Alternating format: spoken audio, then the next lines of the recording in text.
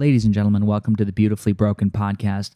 My close personal friend, Faraz Khan, joins us from Anti-Aging Hacks. He has an incredible podcast examining all things longevity. And one topic we're going to jump in today in a heavy way is regrowing hair. Now, Faraz has not only done this for himself and family members, but for many people in my personal community. I've watched how well this product works, how passionate he is, and as a gift to the audience, he has given us Beautifully Broken 15, Beautifully Broken 15. That is a code for 15% off if you want to try his product line, Fully Vital. I am a huge believer. And while I'm choosing to continue to shave my head and be a bald man, bald and proud, this is something that if you want thicker, fuller hair, I've seen it work and I'm really excited about it. Let's jump in.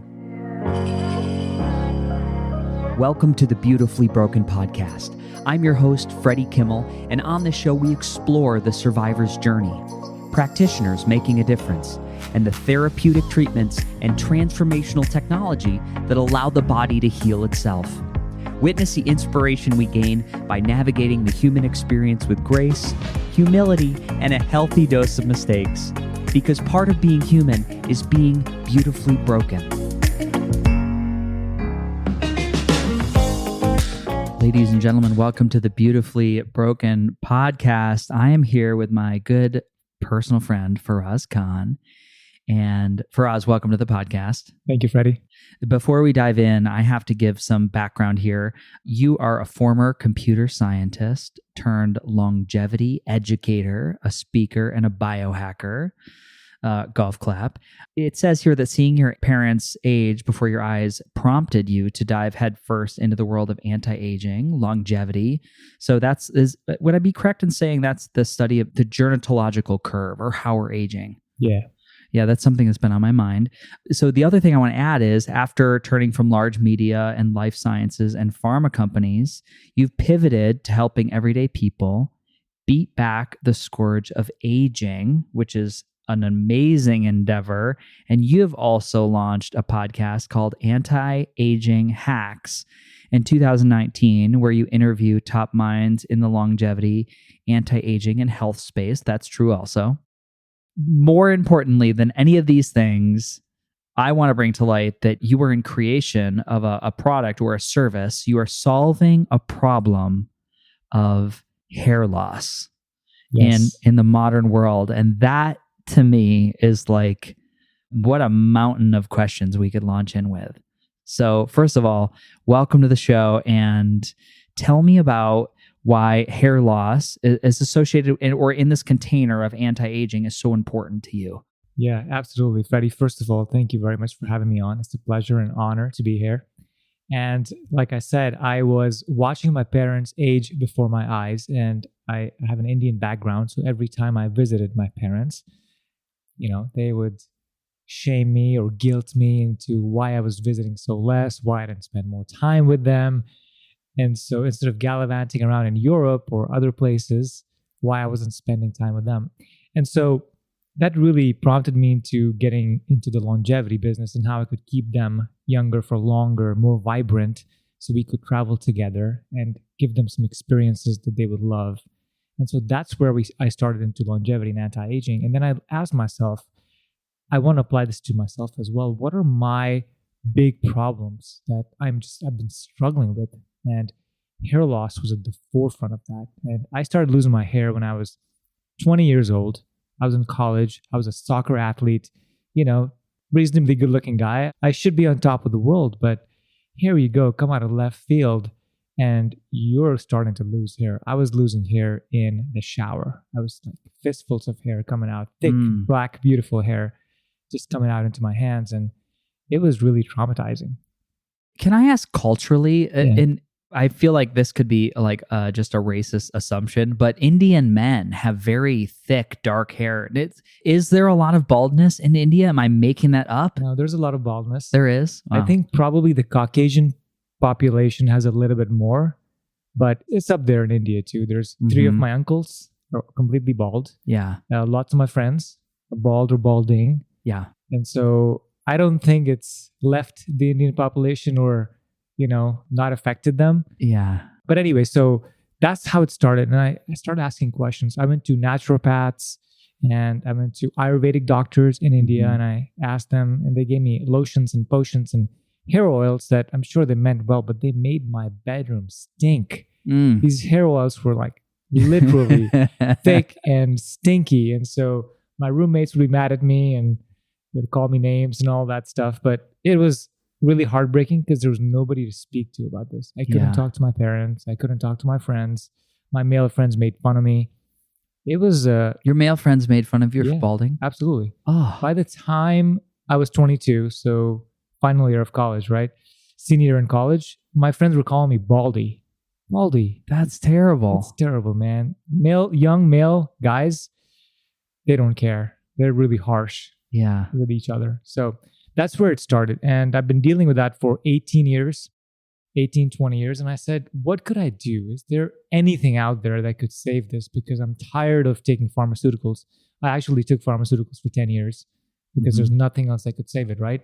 But still, it slowed it down for sure, but it didn't stop it. So I'd wake up in the morning, I'd find hair on my pillow, and I'd be afraid of washing my hair because every time I touched my hair, guess what? More would fall out. Every time I brushed it, more would fall out. So it got really bad. And I wouldn't wash my hair for 4 days at a time, and it would get greasy and oily. But you know what? It's not a big deal. And I started putting these fibers, these black fibers that would hide your scalp shining through. I'm familiar. You can like spray your head with spray paint. Yeah, it's embarrassing. I was living in LA, man, and you get judged in LA for what you look like very much.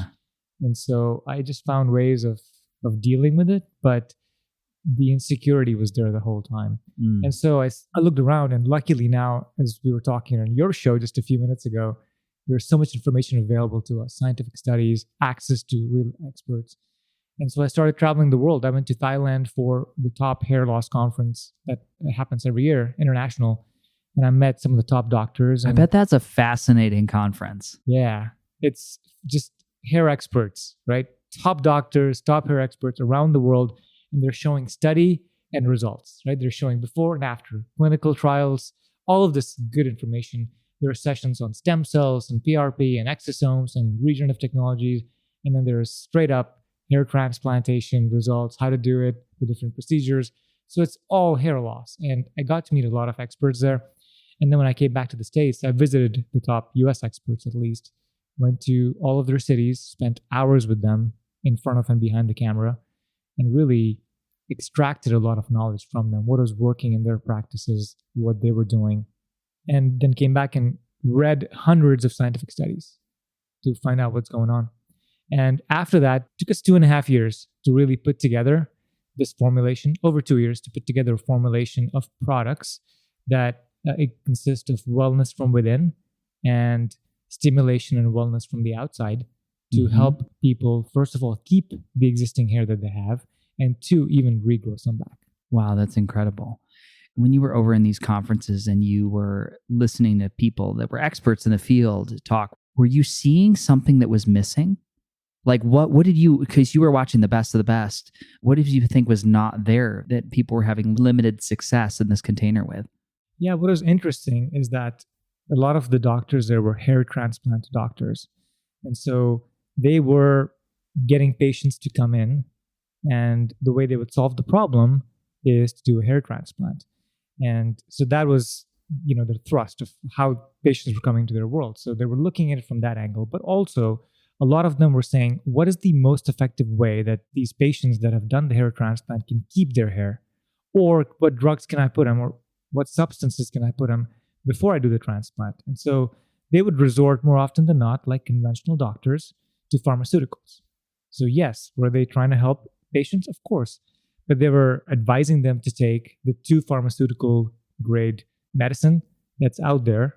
One's called finasteride or Propecia, and the second one is called minoxidil or Rogaine. And so they would prescribe those to their patients either before or after hair transplant surgery for improved results, which, cool, but I didn't want to go down the pharmaceutical route because you and I, biohackers, health and wellness guys, we want to stay in the realm of the natural if possible. Yeah, we do. I mean, I put out a podcast on hair loss, and I have to say, before we go too far down the rabbit hole, like it was one of the most traumatizing things that's ever happened to me. I was 18. Mm-hmm. It was my first semester of college. And I remember to the day, the moment, the first shower I took, and I just ran a comb through my hair, and I had like all this hair in my comb, and I didn't tell anybody. And for years, I had such shame around everything. Like I spent so much time worrying about like what I would wear, what avenues I would walk down on a college campus that were windy, that would like blow my hair out of place. I mean, I was neurotic about it, but I kept it all inside. Mm-hmm. You know, it was an incredibly, I felt like I lost so much of my masculinity through that process and suffered in silence. But I went and talked to people like the Hair Club for Men, Mm-hmm. and they were going to make me like these pieces. They were going to glue on, not my whole head, but like, we're like, we could just do like a corner here and a corner here. It was so scary. And I'm like, God, I just remember walking out and I always felt nauseous after talking to these people. I felt sick. I don't know why. Maybe it was my own shame around the procedure of actually being driven to something like that. But then I also took Propecia for a little while, and I had times would do minoxidil or Rogaine at the time. And at the time, I think it was all prescription at the time. It was very expensive for me on my salary. Mm-hmm. And the other thing I did a laser comb for a little while, which actually felt like it really was between those three and the laser comb. It felt like it held my hair to a decent place. And if I look back at pictures, it doesn't look awful. Right. Just I knew how thin my hair was, which I think a lot of men who have thinning hair, we know. Like we look at Brad Pitt's hair, we're like, oh my God, that guy's mane is so thick. Right. Like how I must have you. Yes. Yeah, totally. I'd always look at people's hairlines. Mm-hmm. I had so much like hair envy. Yeah, it's just a wild ride. And then I got cancer. Yeah. And then the second I went through chemo, I was like, cool. I was like, I never have to worry about this again. I can just always shave my head. And then after chemotherapy, and my hair never grew back. Like whatever I had gained through like the Propecia, minoxidil, and the laser comb, because I took such a gap when I was done with cancer, it was like my hair was like nothing. Mm-hmm. And it did not come back nearly as much as when I started the process. So not to diverge us from the wood, but I do have like, I'm listening to your story and I'm sweating. My hands are sweating right now because it's causing a visceral trauma response in me over losing my hair. Yeah. You know, it's okay for me to sit here and talk to you about it, Freddie, but those years, they were lonely, man. And it was really, really traumatic. And I don't know, you and I probably associate a lot. I do still associate my identity with my hair. And so it was so important for me to keep it. And I couldn't talk to anybody about it. Now, a lot of our female customers have this problem as well. And they tell me that they think about what they would look bald. Women, they're constantly thinking about what they would look bald. And that's got to be even scarier. As bad as it was for you and I, and for the rest of the men out there, like women undergoing hair loss and losing their hair completely, it's got to be traumatic. And we know that there's one story right now that's going on with the Oscars and Jada Pinkett Smith, which that does a raw nerve in Will. And so it's happening to more and more women. And doctors are saying that up to 40% of women are now experiencing hair thinning or hair loss, which is crazy. Yeah. Yeah. It seems like I've always heard two of the people that I follow that talk about mitochondrial damage always referred to hair being sort of a luxury. And when the body needs raw materials, it's going to divert minerals and nutrients to the essential organs, to the organs, and really the life support systems. And like hair is like, okay, well, we can let some of that go. Right. Yeah. Yeah, absolutely. And we'll talk about mitochondrial dysfunction and how to protect your mitochondria to keep your hair going, along with a lot of the other techniques that we've learned. I've become increasingly aware of the way environmental toxicity affects my body. Now, in the past, I've tested high for mercury, lead, cadmium, glyphosate, and mycotoxins from mold. Now, I know what you're thinking. That is a full bucket. And even worse than the list of toxins was the fatigue, the neuralgia, and the brain fog due to the burden on the system. So luckily, I was introduced to the Ion Cleanse Foot Bath by AMD at a wellness conference. The system uses both positive and negatively charged ions to help eliminate these harmful toxins from the body. So my N=1 experiment After 4 months, I've watched most environmental toxicity fall by more than 30% through diagnostic testing. So for me, this is a win-win. The Ion Cleanse by AMD is a fan favorite of the podcast because it's safe, it's effective, and it's a non-invasive way to cleanse and purify the body. So as a special promotion, Ion Cleanse by AMD is offering a free 15-minute consult where you can explore your personal needs to see if this technology may be the right solution for you and your family. So schedule your free 15-minute phone consult by selecting the link in the show notes, my Instagram at FreddySetGo, or FreddySetGo.com. Friends, this is a heart-centered company. The support team is amazing, and they offer a 60-day, 100% money-back guarantee. That is zero risk for the customer. So if you're ready to purchase, visit www.amajordifference.com and mention the Beautifully Broken podcast as your referral source. Namaste. But before we get into your system, like, what are some of the big reasons that people lose their hair? I'm like, why did it start? Anyways. So there's, I think, 30 years of science, maybe more, of scientific papers and doctors in all countries trying to figure this big problem out. What is it that's causing it? And there's many theories. We don't know for sure. If you ask me, like 100% certainty, what causes it? I don't know that anybody in the world knows, but we've got good reasons to believe there's enough scientific data that points to hormones being one of the leading causes of hair thinning. And a hormone imbalance with testosterone that men and women both have converts to a metabolite called DHT, dihydrotestosterone. And DHT goes into your follicles in your hair and basically starts thinning them, starts attacking them. And so the hair gets thinner and thinner and thinner. The diameter gets really, really thin and wispy. And at some point, it gets so small and so tiny that it stops shooting outside of your scalp, basically. And it's going to still be there for a while. You just can't see it. And so that is what causes hair thinning, is we believe that the leading cause is hormonal. And it's progressive, so it just keeps going, right? It doesn't happen overnight. It doesn't happen over a span of 6 months. Some men, I guess, when they have high testosterone levels, it could happen fast. But generally speaking, it takes years. And that reduction in, or the hormones as they're acting and they're causing inflammation. And that comes with a reduced blood flow up there as well. And mitochondrial dysfunction that's caused by all of these is leading to permanent hair loss over time. What about if we just look at men? We could do this with men and women. I think it's fair. But if we look at male pattern hair loss, it's so unique because like I had like the widow's peak, or I had like the W's up here. Sometimes you see people with these really prominent hairlines. It was like I could see it leaving my forehead there.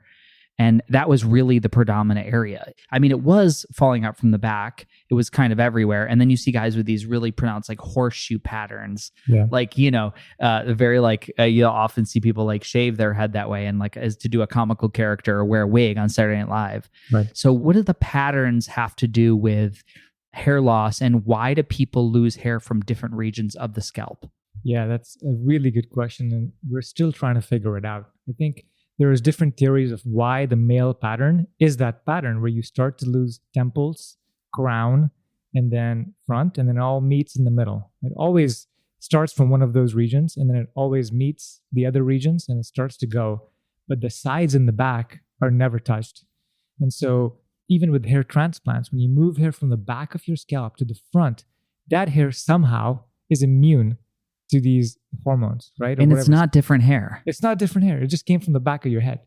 So it's really, this is a $100 million question of why DHT is very, very bad at the top of your scalp and it always has that pattern. But DHT is good for your beard hair, for example. It's good for hair on the rest of your body. And one of the theories out there is that there's a scalp tension that starts to happen and when the DHT is coming in, it causes inflammation that causes a tension in the front of your scalp. And that's why the way this muscle is structured, the tension is right up here. And so that's why the hair starts going. We don't actually know for sure, but that's one of the theories that people talk about. And for women, it's a different type of hair loss because thankfully women never completely lose their hair, but they start to see thinning happen from all over. And typically when it's hormonal, it happens right behind the hairline and on the temples. So women will often say my part is widening, and that is most likely because of hormonal hair loss, or they see recession in their temples. Mm-hmm. That's also hormonal. So yeah, and then the third type, I guess, when we're talking about hair loss, you could have hair shedding from all over your scalp, from the sides, from the back. This is almost always not hormonal. This could be because of a short-term but ongoing stress, like you're just stressed all day, high-power job, entrepreneur, hustling. That could be one reason where you're just shedding hair. You could have nutritional deficiencies. You could have hypothyroidism. You could also have a major shock to your system. For example, a lot of people that have gotten the virus that's going around have a major shock, or you have a breakup, or you have a major surgery. That can cause you, a major shock can cause you to dump hair 20, 30, 40% at one time. Wow. So there's different types of hair thinning and different reasons. But if I had to categorize them again, number one reason is hormonal. Number two is ongoing deficiencies, either too much stress or nutrition or hypothyroid or medications. And number three is a high stress, but a very short high stress, like a surgery or COVID or something of that nature. What about people, because I've known this, people have messaged me before and they'll have like a spot or like a circle just on the side of their head or some random spot. What would that be tied into? That's a different type, and that's autoimmune conditions. When they get a round circle that has no hair, it's shiny.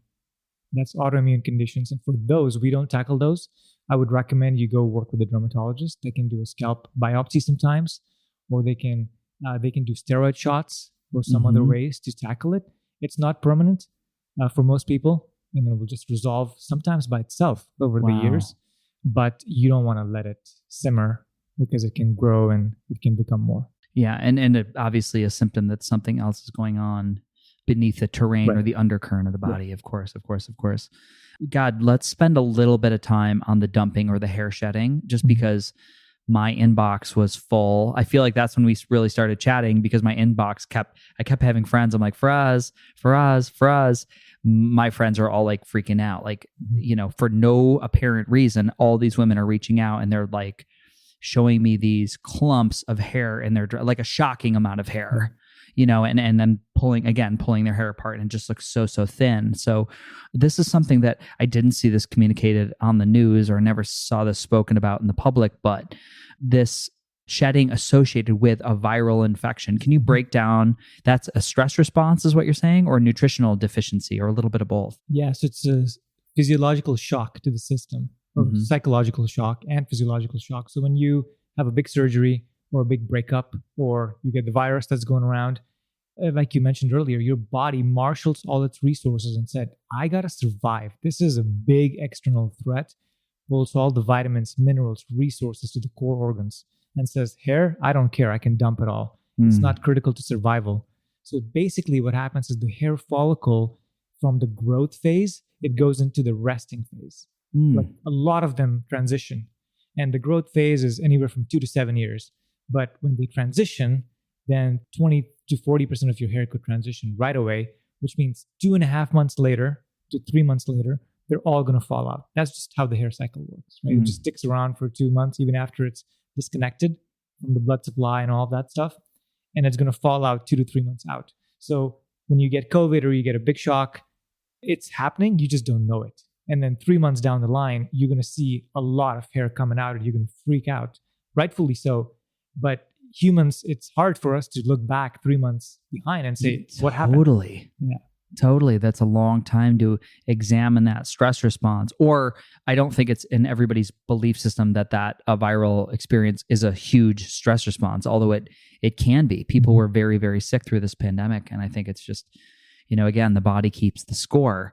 Now, you said they go into a resting phase. So even though it looks like there's 30 to 40% of the hair is gone from the scalp, how small can it be and still be alive, or still have the potential to regrow to that really thick, robust nature that we know? Yeah, so you're referring to the hormonal hair loss, which thins.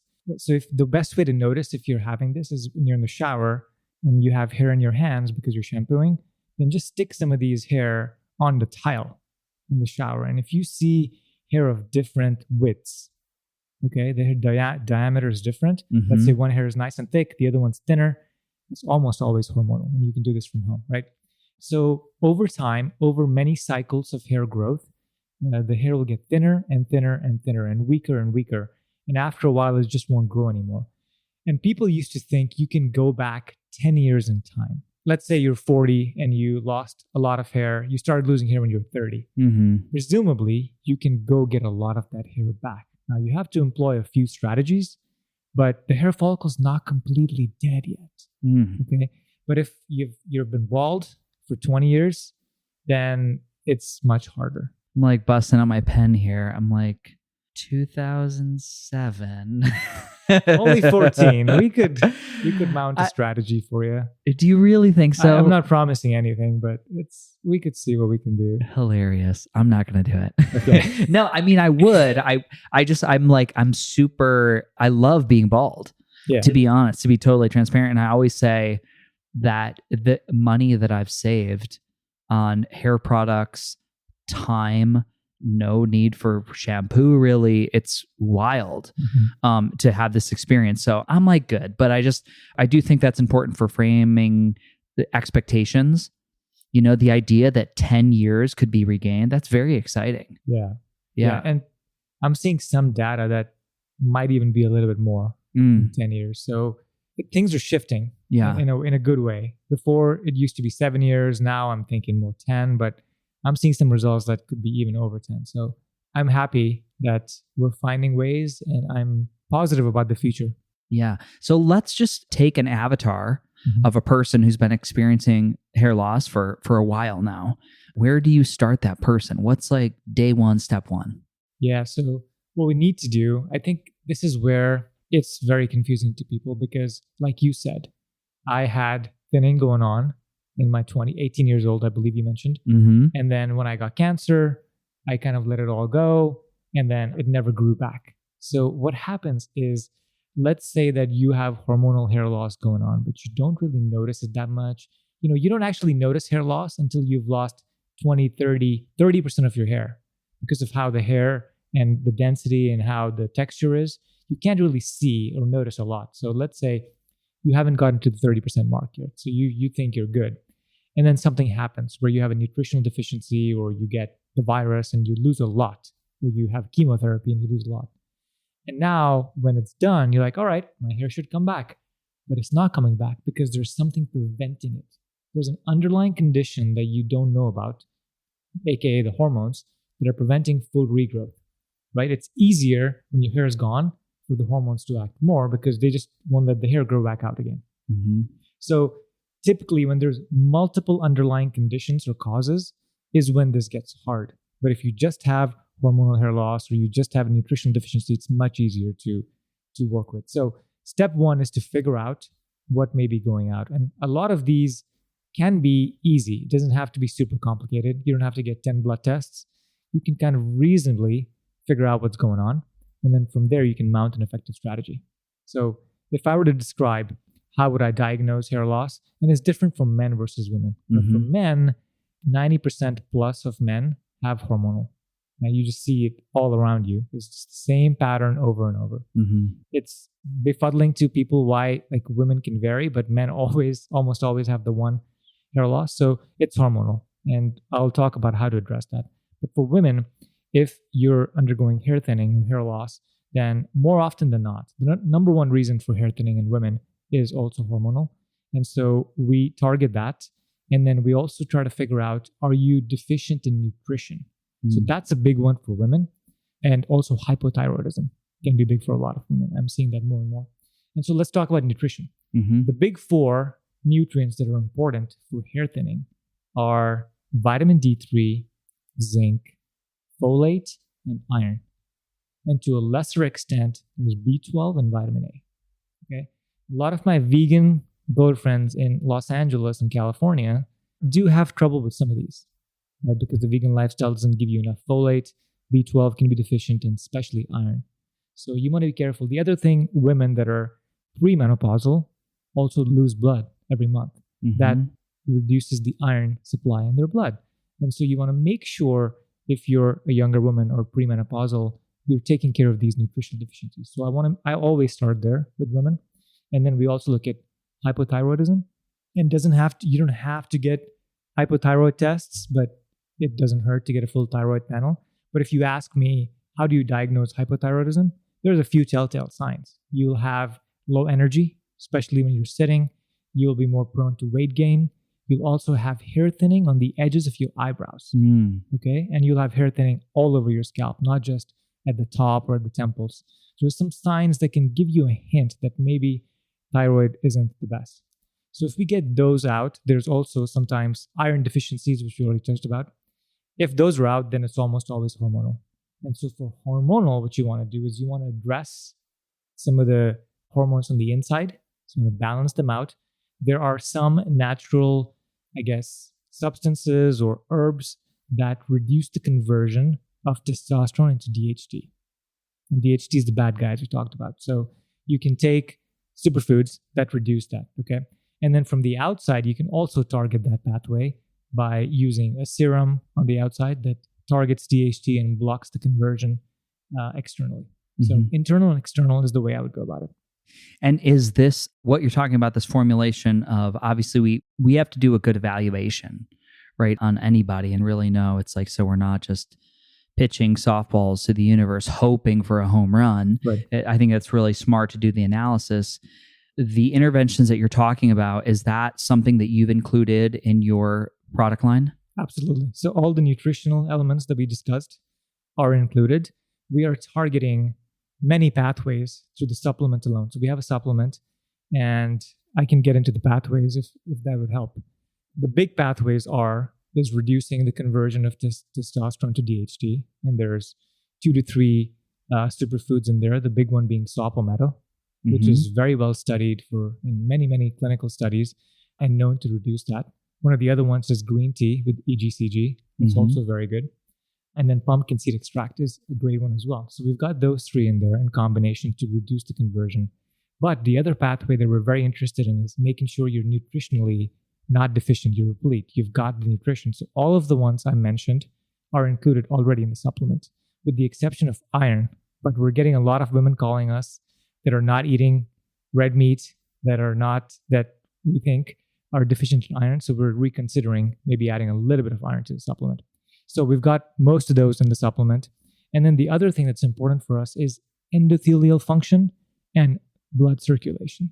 Because if you think about being upright all day, where the furthest point from your heart is the top of your scalp, which is where all the hair loss happens, right?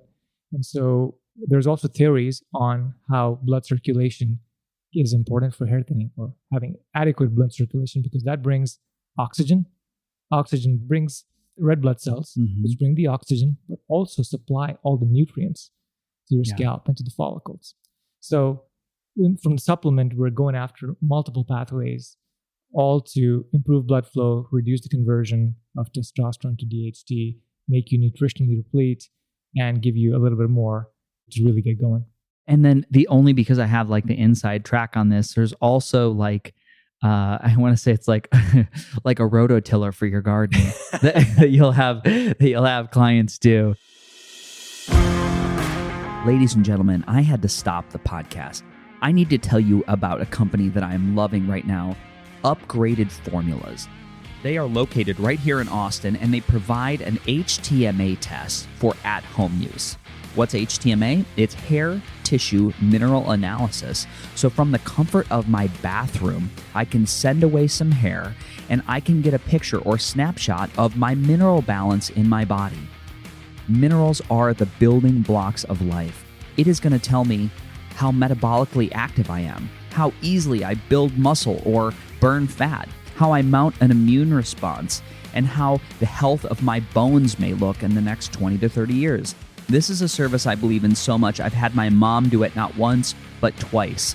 And she has got information to improve her vitality, her strength, her energy based on this test, don't guess principle. Also, you have to check out their magnesium, which is always something that I use when I travel, and it totally moves my deep sleep scores.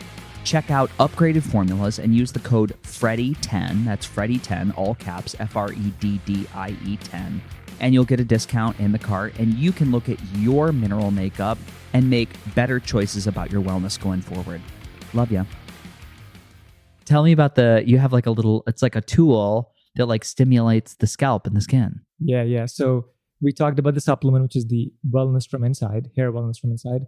We've got 3 things we do from the outside. So we've got a hair serum, hair wellness serum that addresses the hormones, but also has antioxidants, anti-inflammatories, and basically things that condition and improve the hair quality. So that's number 1. Number 2, we've got a hairbrush that we recommend all men and women vigorously brush their scalp. I'm saying vigorous. And it's a bamboo wooden brush. It's completely natural. And you do that 100 to 200 times every single day. What does that do? Well, the brush gets rid of the dead cells on your scalp. It improves circulation. It's causing microinflammation up there. And so there's more circulation coming up. Your body's trying to heal. And so grandma always used to say, brush your hair 100 times. Well, she really meant brush your scalp 100 times. Yeah. And so we recommend doing that. And then thirdly, we have a roller for the scalp, which also is called a microneedling device, which a lot of women will use on their face. And what that does is it reorganizes the collagen and elastin and rebuilds it. You get a younger scalp from doing that, but it also causes microinflammation, microinjury, recruits growth factors, stem cells into your hair follicles. So your body's healing the scalp. And in healing the scalp, it regrows hair. It regrows new hair. Wow. There's been multiple studies done on the microneedling device. And by itself, it'll regrow 15% of your hair back. And if you add really cool serums and you address some of the underlying causes, people have been able to get up to 40% rejuvenation with that. So it's fascinating for me. Yeah. And just using we use 4 pathways to address inside and outside wellness, get your hormones back on track, get you nutritionally deplete, and really vigorously get some blood flow going up there. What's the time investment that someone would spend on their hair in a day? Yeah, so in a day, it's perfect. The supplement takes you 10 seconds each, twice a day. And then the brush 100 times, let's just say a couple minutes. And then we recommend the serum right after the brush. A couple of minutes, you just apply it in all thinning areas and you rub it in with your finger. So it's not like you have to sit there and spend a lot of time, but 3 to 4 minutes, I think most people can do it in. And then we just recommend you leaving the serum in overnight and it will dry out completely. We made sure that it was water soluble. You didn't leave your hair scrunchy in the morning. It kind of completely dries out so that you can go out about your day without having to wash your hair. Women in particular don't want to wash their hair every day, and we understand. Yeah. Do you happen to know, like, how much do people spend in the US on this issue of hair loss? And it's got to be astronomical, right? It's in the tens of billions. Like hair club for men, hair transplant doctors, PRP injections. You talk about all the things that people are doing, and they're desperate, really, because for you and I, Freddie, we could, worst case, yes, I would hate it, but I could lose my hair. It's not the end of the world. No. But for women, it can't. It's completely tied to their identity. So they will spend anything. And they are spending a lot of money. Yeah. And I know, so I have a couple friends actually in music theater who have had the very sudden onset alopecia where they've lost all the hair on their bodies and autoimmune reaction. And they, there is this window quoted where it comes back or it doesn't come back. And I think one of my friends did grow everything back, and one of my friends just like, she's got an awesome collection of wigs, or she rocks the bald look, and she's beautiful and she has come to terms with it. But she was a big Broadway star, so I remember that weight or that pressure. I was like, oh, I'm never going to work because people are not going to hire like a 20-year-old completely bald guy, whether that was real or not. That's a story I told myself. So I just, the pressure of like, I saw loss of income, my dreams falling apart, who is going to date me. Yeah. Like there were so many things that I just couldn't wrap my head around, which I wish I had information, like I would assume that mine was hormonal at 18 or whatever it was. And it's a shame. I like went to all the worst resources. Like I did all the wrong things. And then obviously like life took a unique turn. So my big question, because it's about me, how far away are we from like a chia pet where we can just spread cells, stem cells on the head and just grow like this badass Antonio Banderas, Brad Pitt hairback? Just what's the timeline? I've thought about this question a lot actually, because as I was losing my hair and continuing to suffer the shame of just, losing a part of my identity, I used to Google this question, like how long until there's a solution so I can get rid of this damn problem forever? Right. And I used to say in 2015 that we're 10 years away, right? Yeah. There's a lot of startups that are starting to make some improvements. They're cloning hair cells. They're using stem cells. They're using regenerative technologies that are trying to do it in embryos, and they're going after 3D dermal papillae cells to create the matrix where the hair follicle grows in, 3D printing some of that. So there's a lot of startups going after this. How far away are we? Especially in the United States, right? We've got to go through the FDA, which is a long process. And so some of these companies, one company that's the largest private biotech company, it's called SamiMed, is running some trials in Turkey right now because they just don't think that the US FDA is fast or it's super expensive, right? So how long before a treatment becomes available in the United States? I still think it's 8 to 10 years, but I think we'll get there. I think we will solve this problem forever. Okay. Yeah. I'm like 8 to 10 years. I'll be like, whatever. Maybe that'll be something I can look forward to. You'll still be baby-faced. I'll still be baby-faced if I can afford that price point. Now, I just want to pivot just a second, like celebrity hair transplants. Like I'm always amazed because again, I'm obsessed with hairlines and I still have that. I'm always looking at people's hair. I'm like, oh, you got some work done, baby. Yeah. So I'm always like, I remember Robin Williams, had a very thick full of head of hair at the time he passed. Other people that I've really noticed, Edward Norton, when he started his film career, he was very much balding. And then all of a sudden he's got like a perfect brushable mane. It's wild. Do you have anybody that's had great work done that you absolutely love? I'm part of so many Facebook groups with the hair loss community. And there's one in particular that a lot of young men in their 20s, that's when it happens, when we, get into puberty and the testosterone shoots up. A lot of men at that age start to lose their hair between 18 and 23. And so a lot of these guys are going to Turkey, and it's become a hotbed of international medical tourism where it's cheaper than the United States. But there's pictures all the time of before and afters. And I look at that and I go, holy moly, those are great results. You look like a stud. What did you do? It's a whole different man, right? So I've seen a lot of those. I don't know if celebrities come to mind, but who's the guy in Mummy that was acted in Mummy too? Brendan Fraser. Brendan Fraser, yeah. I just saw him yesterday on my feed, and he did 3 transplants, I believe, and he does not look good because he was just losing it too fast. Well, he had some like serious trauma. He was sexually assaulted and actually retired from the industry for a little bit. I think he's just starting to come back. Okay. But he had some really trauma, and I want to say a casting agent. It was a lot.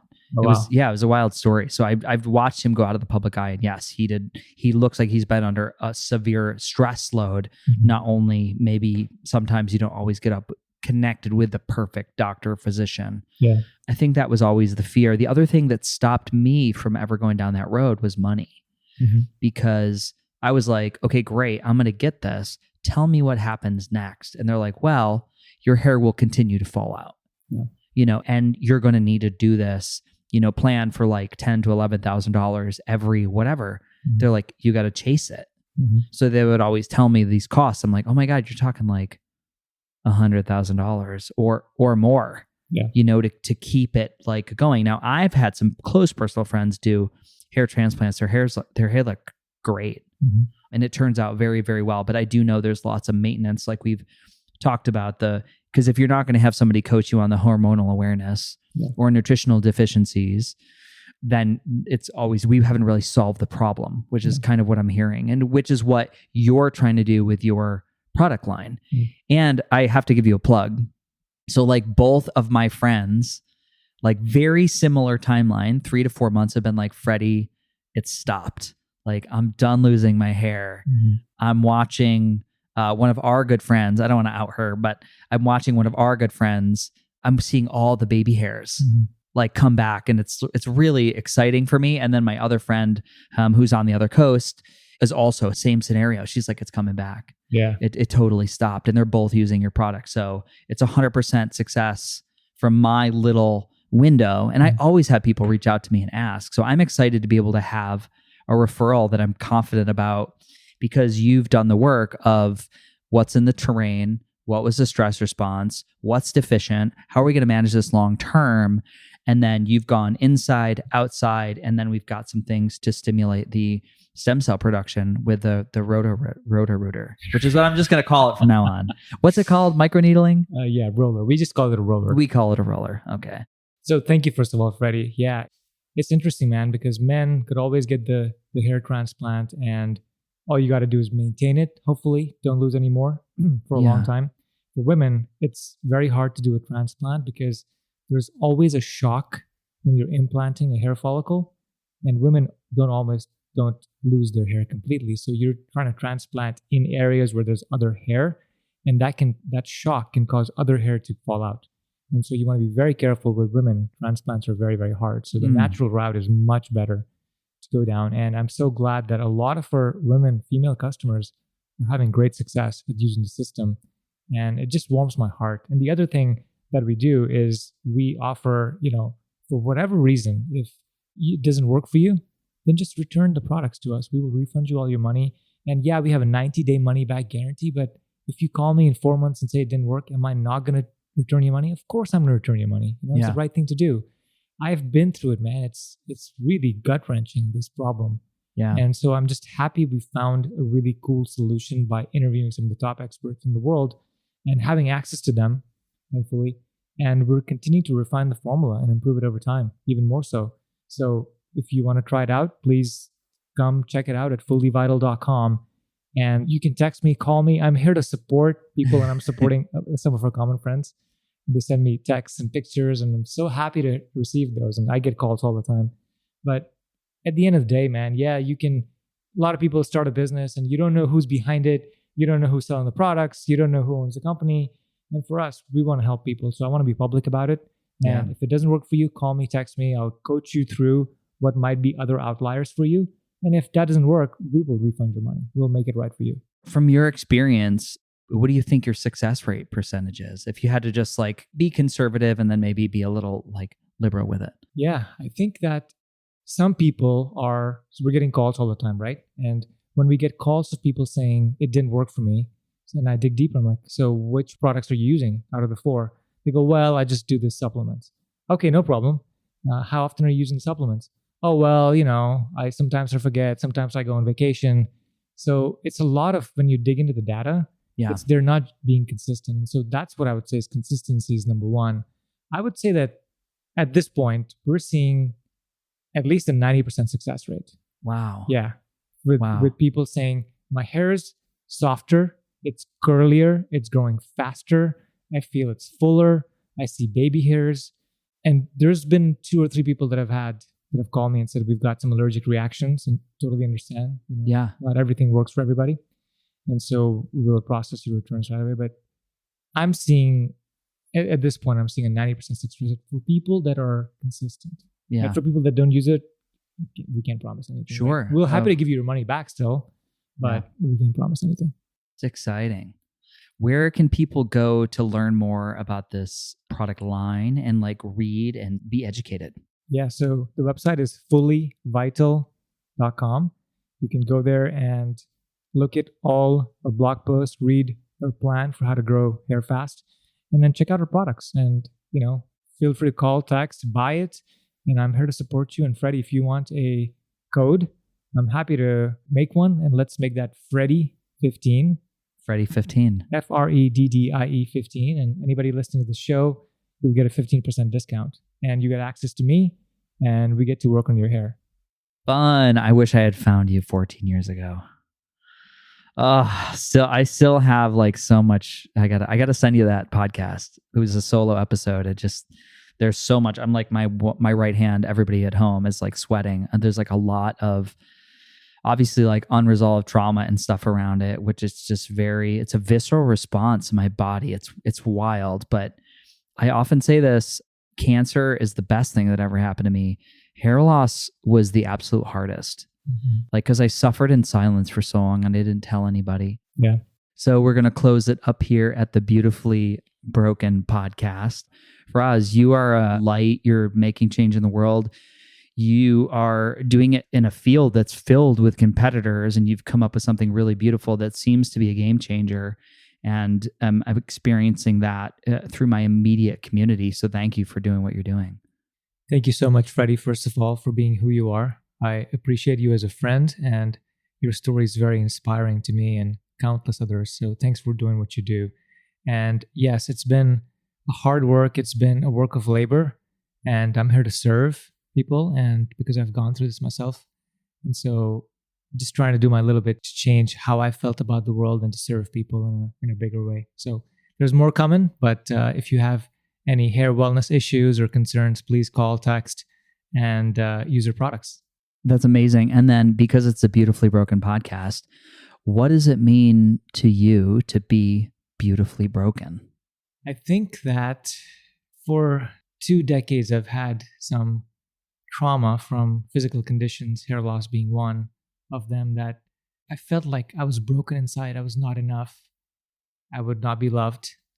If I would find a partner, if I would find the job, if I would progress in life like I wanted to. And so I felt like a lot of me was broken in ways that nobody else could see or I could talk to anybody about.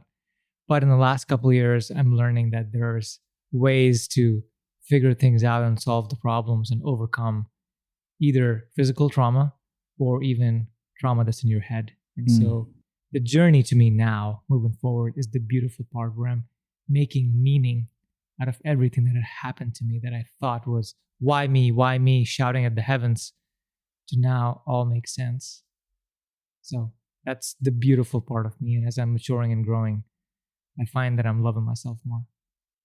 That's all we can do. I'm going to close the show down and just ask everybody if you can feel into that last sentence, that beautiful sentiment that Faraz says. What does it feel like to love yourself a little bit more? Because I think we show up in the world differently when we get out of bed and really ask that question. This is the Beautifully Broken podcast. Love you so much. Namaste.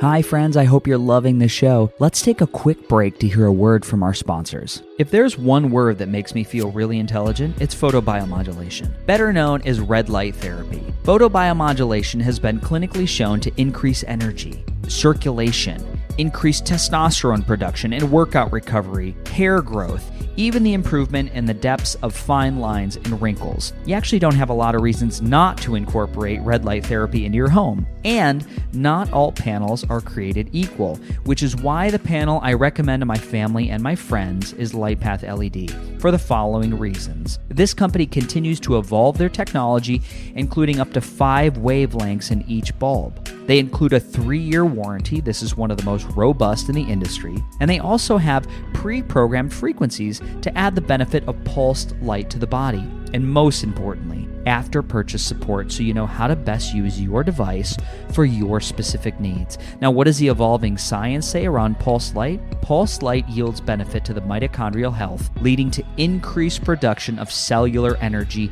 thus improved outcomes. So say it with me, let's mine the mitochondria. So check out their beautiful new website at LightPath LED and use code BeautifullyBroken, all lowercase, for a discount and checkout. My friends, you made it to the end of the podcast. Can you believe this is season 4? Wait, don't turn it off yet. Before you go, I have something very important I need to say. There are 2 ways in which we can build this relationship that we've been working on. The first one is to join me on my membership program at buymeacoffee.com/FreddieSetGo. You get early access to all the podcasts, bonus episodes, discounted coaching, and free webinars with thought leaders in the wellness and technology industry. The second way to support this guy right here is to go to FreddieSetGo.com and download the Beautifully Broken Buyer's Guide. This is my ebook. It's a collection of transformational technology, supplements, and courses that have worked for me, my clients, and my family. These are things that I have found incredibly helpful in my personal healing journey, like the ionic foot bath, or amp coil, or the red light. Most offer significant discounts by clicking the link or using the discount code. Now, please know they don't cost you anything extra, and at the same time, they do support the podcast through affiliations. Friends, thank you for tuning in. If you enjoyed today's show, head over to Apple Podcasts and leave a review. 5 stars if you loved it, and, well, I guess if you're compelled to listen to this entire thing and leave a 1-star review, I'm going to take that too. If you want to connect with me directly, I spend most of my time on the social media platform known as Instagram at FreddySetGo. Or you can find me at buymeacoffee.com/FreddySetGo or FreddySetGo.com. And lastly, from my vast team of legal internet lawyers, which I pay a lot of money to, the information on this podcast is for educational purposes only. By listening, you agree not to use the information found here as medical advice to treat any medical condition in yourself or others. Always consult your own physician for any medical issues that you may be having. That's all for today. Our closing: the world is changing. We need you at your very best. So take the steps today to always be upgrading. Remember, while life is pain, putting the fractured pieces back together can be a beautiful process. I love you. I'm your host, Freddie Kimmel.